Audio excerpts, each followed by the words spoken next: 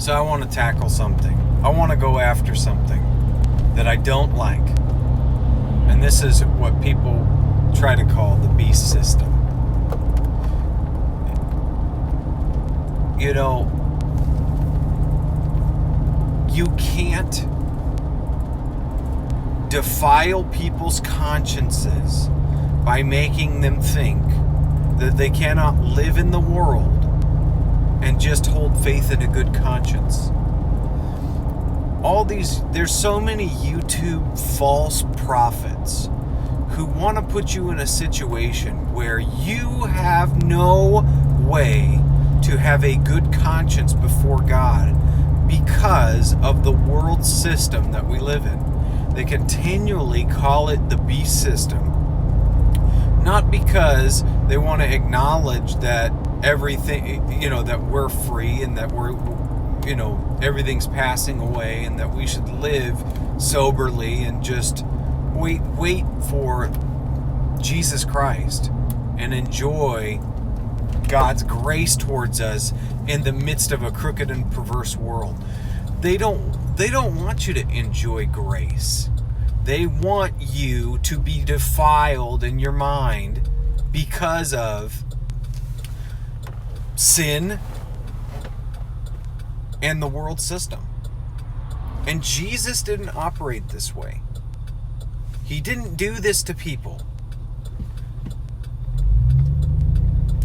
Israel was one matter. But when you look at the way that Jesus dealt with Roman soldiers, it absolutely is. It's incredible. It's incredible. I think this is a big deal. Jesus, God in the flesh, becomes a man, and not just a man, but a Jew, to confirm the promises made to the fathers. He goes to the nation of Israel.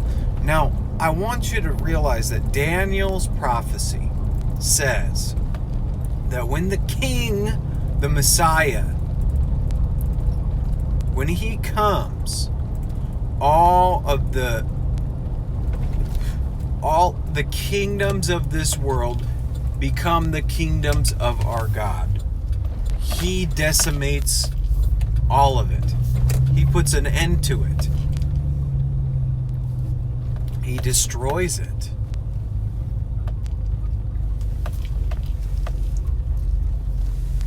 And you know what Jesus did not do? He did not present to the Roman centurions, you better change sides, you better get out of the beast system. What was closer to the beast system than the legs of iron? The legs of iron. That's the Roman rule. In Daniel's prophecy, you see the head of gold, Babylon, the chest of silver, which is Media Persia, the legs of brass, which is Greece. Then you see it's the belly and thighs of brass, and then it's the legs of iron. And then in the end, you have iron mixed with miry clay. But what was closer to the beast system?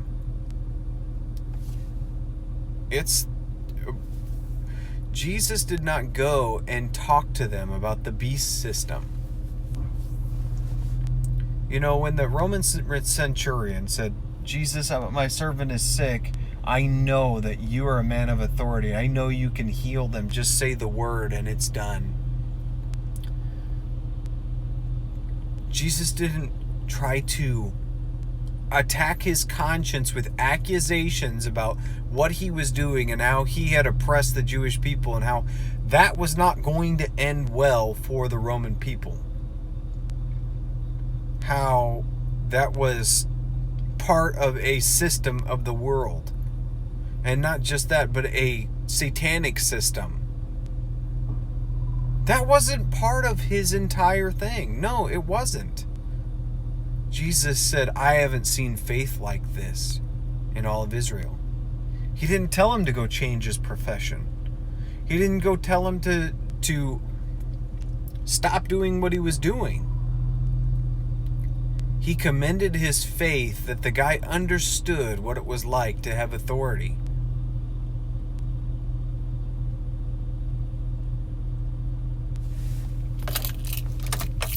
And Jesus healed the servant. And the man knew.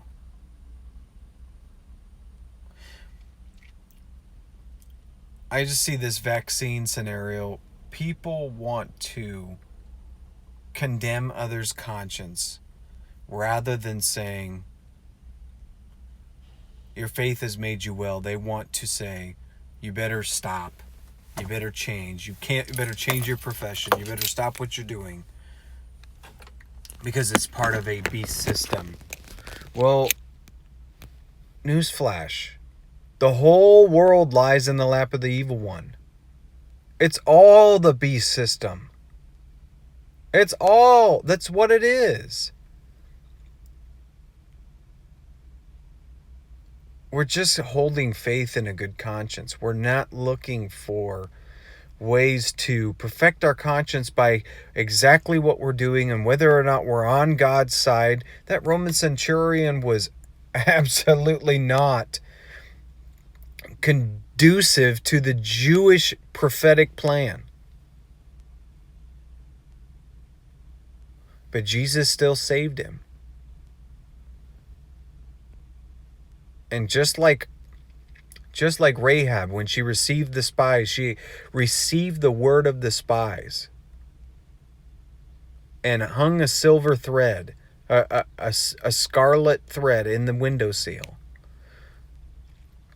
That man believed Jesus. He received the word.